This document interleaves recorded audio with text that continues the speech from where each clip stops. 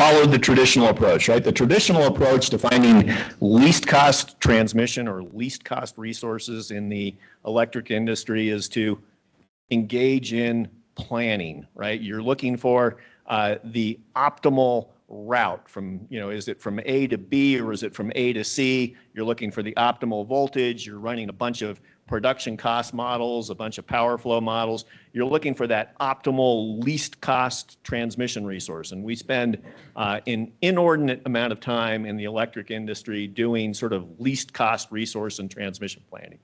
Well, CETA has done that. The Colorado legislature directed us to do a statewide transmission study, a need assessment for transmission in the state. We conducted that study over the course of 2024, finalized it in January of this year, and presented it to the state legislature. We identified a need for just to maintain reliability and deliverability on the economic grid over the next 10 to 20 years. We identified $4.5 billion of needed transmission investment in the state, and that transmission was all different flavors, all the way from new greenfield transmission to rebuilding existing transmission lines, putting up new, bigger towers with bigger conductors on it, to reconductoring, existing lines. And so lots of, need for transmission investment, and we hope that we've identified least cost solutions to our future transmission needs.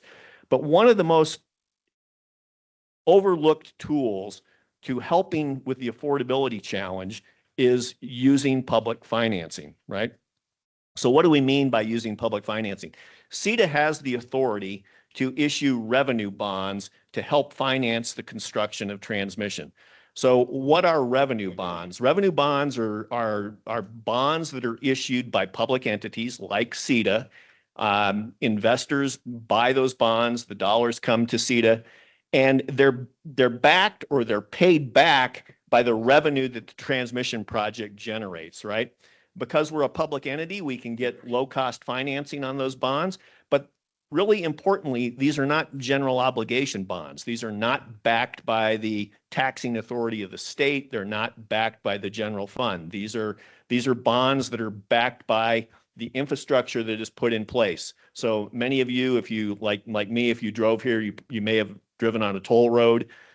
It's very similar to the toll road concept, and it's used in wastewater. Many municipalities use it to build wastewater facilities and things along those lines. So it's a pretty standard tool. It's just not used extensively or at all in the electric transmission space. And I think that's one of the unique things about transmission authorities is I think we're taking the first look at using public financing to help lower the cost, right? We're a small, like I started earlier, we're a small entity. We're not going to build all $4.5 billion of needed transmission investment. But if we can find our niche, if we can find the specific types of projects where CETA can contribute public financing, help lower the cost, and get that project built, then I think we're headed in the right direction, and we can talk about what some of those best fits might be. But great. That's how I'd start. Perfect. And Wyoming has obviously probably some similar goals in terms of building out transmission, but different sort of strategies to get there. Can you talk about some of Wyoming's framework and some of the approaches that you guys are taking now or looking at into the future? Yeah, I mean, honestly, a lot of what Maury said is what we're looking at too. And we've had a few conversations between us trying to kind of figure out how can we use bonding and where should we use bonding. And I'm glad you explained revenue bonds because I'm not a finance expert, so thank you for doing that. But I think maybe to take a quick step back, the way that we look at it, we have a few different charges. So, I mean, obviously we're the Transmission and Pipeline Authority, but we also advocate for state policies, and we also identify barriers to economic growth, energy-driven economic growth in the state of Wyoming.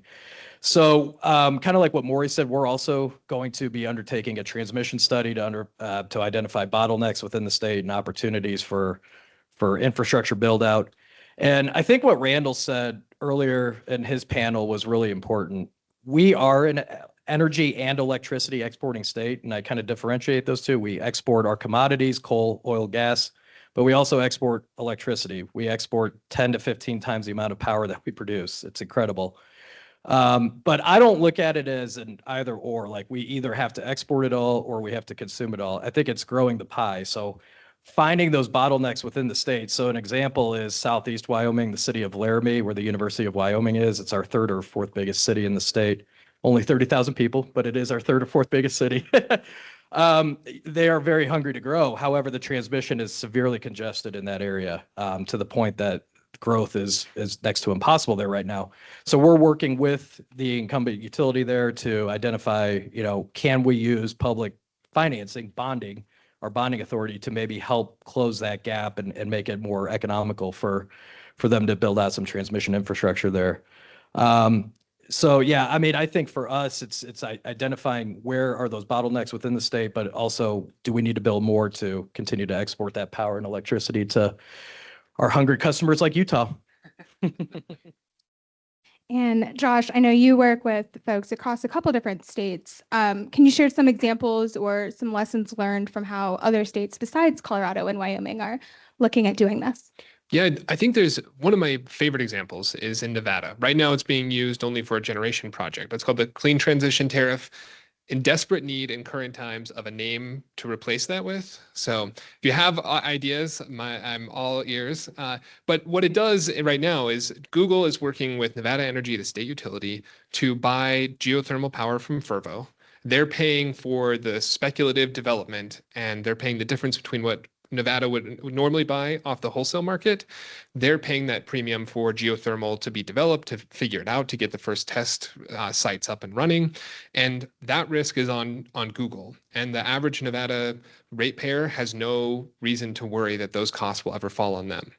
Right now, the Clean Transition Tariff is only being used for this kind of generation side development, but there's all sorts of opportunities to do the same thing for advanced transmission technologies, to do the reconductoring or to do dynamic line ratings, whatever it is, and for a company like Google or another large energy user to be the one who's putting up the funds to support that. And I think that's fundamentally the big thing that, as you see the load growth projections, I think everyone should be worried about is it going to be the people who stand to benefit from those developments actually happening in their states that pay the costs, or will those be shifted onto other users of the system? It's a shared good, right? It's a club good, the transmission system. We're all using it all the time, and we're all detracting from other people's use. You are other people's traffic on the road and in the transmission system. And so there's a lot of opportunities to make sure that companies like Google or other private companies have opportunities to pay their own way. Because my conversations with them, they're always excited and interested in doing that. They just need the pathways to be able to actually put up the cash and work that out with the existing utility. And I think that gets into some of the other questions outside of some of the more public financing options.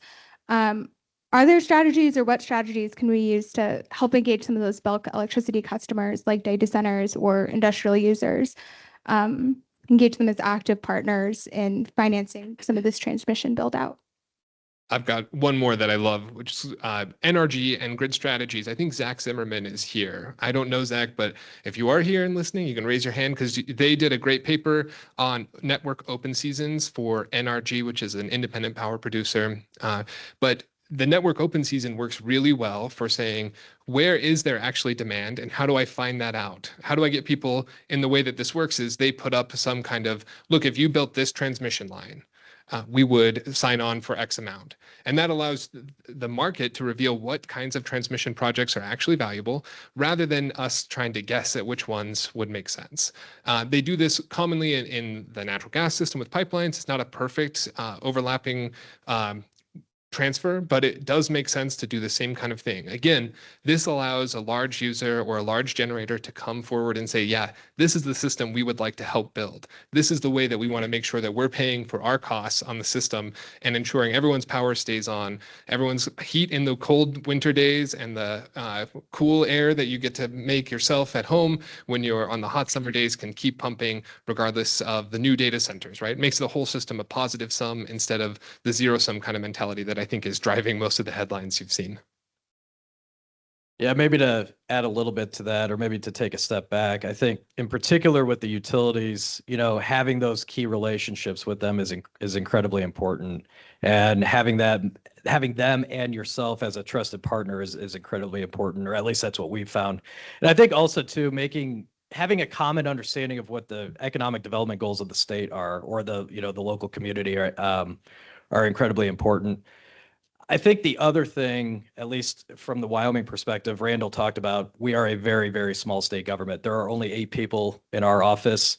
Our Public Service Commission is the smallest or second smallest commission in the West. We all have to work together. And I think, maybe one other bucket to add to this question is those collaborations, at least for the State Energy Office side, with our Public Service Commission and their staff. And then to build on that, Josh talked about the tariff out in Nevada, making sure that the tariffs on file at the commission by the utilities are workable, transparent, cost effective, the whole 9 yards. And that's really where that collaboration with the commission staff and the utility come in. Well, so I'm going to come back to partnerships, right? I mean, you've got data center developers that are willing to finance not only the construction of the data center, but some of the energy infrastructure that's needed to run that data center. You've got communities that have, sometimes small communities that have transmission needs or generation needs, but the energy infrastructure is too big for them to finance on their own. So, in the world that we're in today, what you need partnerships between the large data center developers, the local communities that are interested in bringing transmission to their community, bringing renewables or other generation resources to their community. CETA can be a key ally in building those partnerships, but transmission rarely gets built by a single entity. It's going to get built by partners that are sharing in the financing and sharing in the burden of making the case to the regulatory authorities and the permitting authorities that the transmission and the infrastructure is needed. So it's a partnership opportunity. I think there's lots of opportunities for public-private partnerships, and I hope people come to CETA and are interested in working on that. I think looking specifically at some of those financing partnerships, do you have any sort of specific thoughts or recommendations on how those partnerships could be better structured to help attract investment, protect ratepayers, ensure affordability? Yeah, so CETA is really interested in developing its public financing authority. We have reached out to some consultants that are helping to educate us on how to conduct public financing and what its best uses are. I'm going to share some preliminary findings from a white paper that we hope to release in November that will be available and go a little bit deeper. But CETA is not going to finance an entire project on its own. We're not big enough, and the projects are huge, right? So we are a gap filling entity. Where can we step in and provide funding where it's needed and where other investors, it's just not a good fit for them. Well, in the electric industry, you have this transmission financing problem where transmission requires large amounts of upfront capital very early in the development process, but the revenue stream from the transmission line comes 10, 15, 20 years later, right? And so the early stage development is very risky, and there's not a lot of investors that are willing to invest in that early stage development. So CETA has an opportunity to step in, issue revenue bonds, and do what's called milestone-based lending to transmission developers. And the milestones would be things like, obtaining a certificate of public need and necessity from the regulator, obtaining a permit from a local, county permitting authority. And as those milestones are met, you release more and more funds to the developer. It helps lower the overall interest costs on the investment, and it fills a gap that they don't have a lot of investors that are beating down their door saying, let us invest before you get permits and before you get regulatory approval.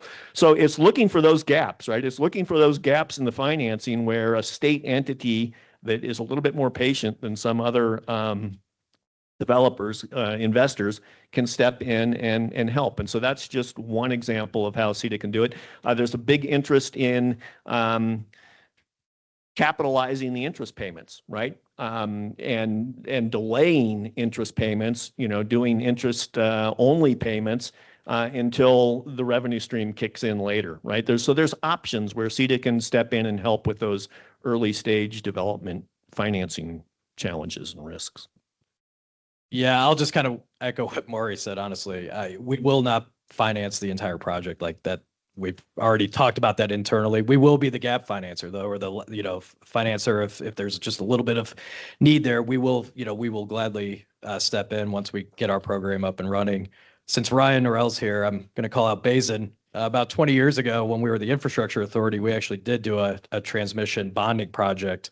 And from my understanding, it was our only one when we were the infrastructure/transmission authority. So we're actually going back and looking at how we did that, how that kind of came about, and how we can kind of, incorporate that into our current structure. But I think also too, New Mexico has a great transmission authority, and it's too bad they're not here. But we're also looking at kind of that revenue stream that Maury talked about, and how can we use that revenue to become a little bit more self-sufficient, less reliant on our state legislature for appropriations. From my understanding, New Mexico's RETA, their transmission authority has become fully self-funded off of financing from transmission projects. So it's very interesting. Imagine that you ran whatever your favorite sports team is, right? Imagine that you kept one of your best players on the bench during a really important game. That's a lot of what we're doing with transmission, because we don't make it eligible for all of the kinds of ancillary balancing capacity markets that could be revenue generating. And every dollar that it can make in those kinds of system services, whether that's resource adequacy or simple balancing, those are dollars that you don't have to find through a public financing authority, or you don't have to find from investors in some more complicated way, because I know when I'm making that investment as an investor on the private side, that I'm going to make it back by providing those kinds of services. So right now, the Brattle has a good report. I mean, it's 400 pages, like a lot of Brattle reports, but it has a lot of discussion of the kinds of problems that a transmission project faces in being recognized for those kinds of services. There's a very good short report by Rachel Levine at the Niskanen Center on this for high voltage, direct current, HVDC transmission line builds. It's very simple. Like, make sure that you put your best player in the game so that it can win, those games for you. And so I'm happy to share Rachel's paper separately, but I think there's a lot of opportunities to make sure that transmission is eligible for those kinds of payments. Cool. We've talked a lot about some partnerships and the interstate collaboration opportunities, and some of the other panels already have touched on some of the federal role. But IIJA, IRA provided some initial funding mechanisms. How are you seeing some of those opportunities mature? Are there opportunities for future collaboration or support that's needed? So from the Wyoming perspective, this probably isn't a surprise, but there's always some skepticism in Wyoming of the federal government, whether it's Republican or Democrat administration, it doesn't matter. So to be honest, we, at least at the Energy Authority, we are very intentional about what programs we are going to engage with at the federal level, and be very thoughtful about that. That being said, though, I mean, there are a lot of great programs at the DOE on credit support and kind of other financing opportunities. I think there's also some great workforce programs that DOE, Commerce, Labor, all that alphabet soup has at the federal level that are definitely worth looking at. And then also some community programs to help, if a community is going through an energy transition. I think there's a lot of great programs that we probably should look at more as a state, but we really haven't. But I would encourage all of you to look at. So I'm always cognizant of the organization that's invited me to come speak. And so here we are at a Western Governors Association meeting. So I'm going to have a recommendation for governors, right? I think what we need to make public finance successful is we need governors to convene within their states and maybe regionally a conversation about how best to use public financing in the transmission space. What kind of projects or what kind of use cases are the best cases for public finance? There's a lot of discussion about wildfire risk in the West, right? Is the best use of public financing to buy down the cost of undergrounding transmission? So the solution to addressing wildfire risk is undergrounding segments of transmission lines. Is the best use to use public financing to help lower the cost of the project so that you can underground more line miles? Is the best use to address, visual impacts in key areas? Is the best use to do greenfield, to contribute to greenfield investment? Is the best, or alternatively, is the best use to do some of the reconductoring projects that are backlogged? There is plenty of transmission investment to go around. We're not crowding out, private equity investment. We're not crowding out incumbent utility investment. There's plenty of investment to go around. What we really need is a durable agreement on what are the best places to put the public financing. And it would be really helpful if the policymakers within states and across states, had a conversation about how best to use public financing. It would give us some guidance. It would give investors in our bonds some confidence that that we're headed down the right path. Execution history is the key. We need to be able to demonstrate that we can do this repeatedly. Yeah, we're going to standardize all of our bond offerings. The investors are going to get really comfortable with all the documents that we put out there. But what we really need is execution history. And to get execution history, we need to repeatedly do this. We can't do it once every 10 years and expect people to be comfortable with us. We need to be contributing to projects on an annual basis to build that experience, build that comfortability with the investors to make public financing a real tool. It's one of the few tools that can actually reduce the cost of a transmission project as opposed to allocate it to some other state, right? So we should take a really hard look at how best to use public finance. I'll say one more good thing about WGA. They did it exactly right here. First, do permitting, and then talk about financing. If you make it easy to build, right? That's panel 2 earlier today. That means every dollar that you give to the Colorado Transmission Association, once you give to those public bodies, is going to go farther, right? You may not even end up needing nearly as much because you're simply making it easy for dollars to turn into steel in the ground, right? So make sure you tackle the first problem, which is it's way too hard to build anything near anyone.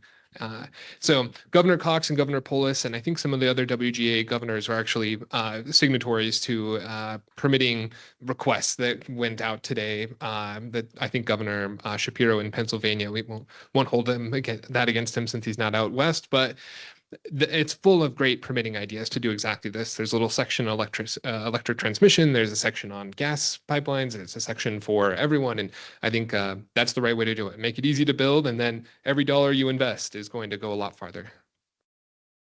I'm going to ask one more question before we turn it over to the audience for Q&A. I think, a lot of different policies can have implications on transmission. So can you maybe touch on a little bit just how you see other energy policies or things like decarbonization goals really impacting our ability to build out transmission?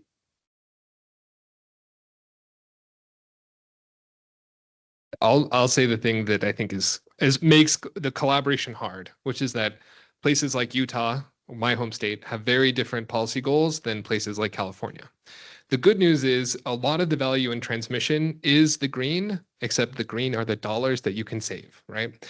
Utah gains a lot right now because in the middle of the day, on sunny days, we're buying cheap solar power out of California, and it's powering my house, right, in Logan, Utah. That's the benefits of the kind of trade that transmission access makes possible, right? I think Ben in the first panel said it really well. It's kind of hard to think about what the hell transmission is for, right? There's nuke bros, right? There's a very, very active, very loud group of people who love nuclear power. There's a very loud and active group of people who love solar power. There's no transmission equivalent of that, right? There's no one who's very loud about the value of transmission. And Except this room.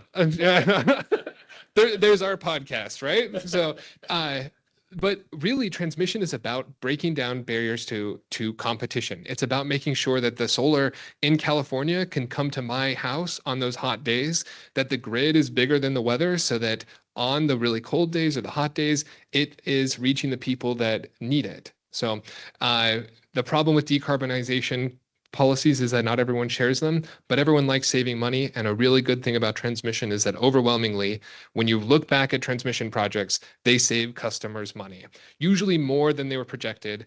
And they do it on any kind of electron is going to be served. In the middle of the day, on cold days when the out sun, Utah is selling coal electricity out to California. So there's all sorts of gains to be had from that kind of trade. Yeah, maybe to build on that, Josh mentioned the diverging state energy policies, and we've seen this in Wyoming, honestly, for the last, I don't know, about 10 years or so with Pacific Corp and their 6-state system. They have had a thing called the multi-state protocol that was a cost allocation protocol for all 6 states that we agreed to. Well, Pacific Corp and all 6 states have essentially ripped the thing up because it became unworkable because of the diverging state energy policies between the 6 states. So it is incredibly difficult to navigate. We've seen it firsthand in Wyoming. I think maybe looking internally in Wyoming though, and yeah, green means money to me, right? So like trying to get policymakers, local communities to understand that, we can benefit from this transmission build out, this other generation build out. It's not a zero-sum game necessarily, especially now with the record low growth that we're seeing and need for infrastructure build out, but trying to get folks to understand that we can't wall off Wyoming's grid and becomes our own grid. I mean, that's just not going to happen and would be catastrophic for our energy industry. So I think really trying to work with people to understand that there are benefits here. We're not being, taken advantage of or anything like that. That we could grow the pie and all be prosperous. I certainly understand why we have to identify the need for transmission and identify the use case for transmission, but transmission assets are 50-year, 60-year assets. If you think the use case is going to remain constant over 50 years, that's pretty nuts, right? That's the use case is going to change. And I always challenge people. I'm not sure. I'm sure there's an example out there. Someone's going to bring one to me one of these days. But is there such a thing as a stranded transmission asset? Is there really a transmission line that isn't used? I'm not aware of one, not the one that was interconnected that was truly interconnected to the grid. It's not like generation. It's going to get used. And it might just not be the way that you anticipated it when you built it 20 years ago, but it's going to continue to be used. And so we need to do a better job of making those kinds of justifications when we're proposing transmission lines. It's not it might be for the purpose of, integrating renewables today or, but it ultimately ends up integrating geothermal or some other technology. The life of the asset is longer than the generation lifespan. It's going to change. Okay. I do want to give the audience a chance to ask questions. So if you have any questions for our panel, raise your hand. We'll get you a mic. Yeah, thank you. Great presentation and conversation. This question is for, I guess, primarily Maury and John. Utah, I think North Dakota had transmission authorities many years ago. I think those programs sunsetted due to lack of use. I'm just curious, and to the extent that you can share, how much inbound are you getting from peer states to kind of revisit the idea of a transmission authority? Is that a conversation that's happening? Yes, it is. I think North Dakota either brought theirs back or has something that kind of came back. But yes, I mean, to answer your question, yeah, there's conversations across the West happening. I think, from my understanding, Oregon has talked about it. I think Idaho has talked about it. I know Montana has talked about it. Washington has either talked about it or passed legislation. So yeah, there is quite a bit. Conversation happening out west, and I think that's going to continue into 2026 for sure. And I think those states are primarily interested because of the success of the New Mexico Renewable Energy Transmission Authority, right? They've got a tremendous amount of transmission built and under investment, and it's that success that has caused states to take a second look in some instances at transmission authorities and go back and look at, what they bring that's unique, that only states can provide. And I continue to make the case that states can facilitate partnerships and they can help with public finance, and they can provide some tax benefits, and, every little bit helps, right? So.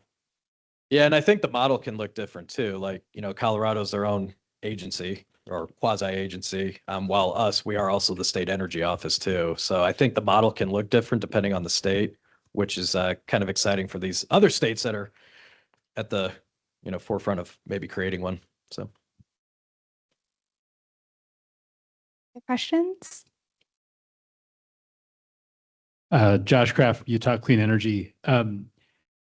Maury, this isn't a counterpoint to what you were saying, but in terms of if you're using semi-public funds, how are you giving confidence to legislators and policymakers that the funds are going to be, the transmission lines are needed, and obviously I believe that we need transmission investment, I just, in terms of particular lines and amount of lines, and this is for all the panelists, but given it came. So that's an important question, right? I mean, that's one unique feature of the electric industry is that you have to make a justification of your project probably multiple times before you ever get it approved, right? You have to make one at the PUC, you have to make one at the local siting place. You're just constantly justifying the need for your project. So you better start early, right? So we conducted a study of statewide study, which is unique, right? Most states do not have a statewide transmission study. It's usually done by the individual utilities in the state, and they're in silos, and they're planning for their own service territory. They're not looking, big picture. So, we conducted a statewide study. We looked 20 years out in the future. We did a whole bunch of different scenarios. We're pretty confident that our reference case portfolio, which just identifies projects that are needed for reliability and deliverability, that portfolio makes a really strong case for that $4.5 billion of needed transmission in the state. Now, we also spent the last 6 months working with stakeholders in the state, trying to prioritize those projects, right? That there was in that reference case portfolio, there's probably close to 50 different transmission projects that were identified. Again, the incumbent utilities are going to develop most of that transmission. Independent transmission developers will develop some of it.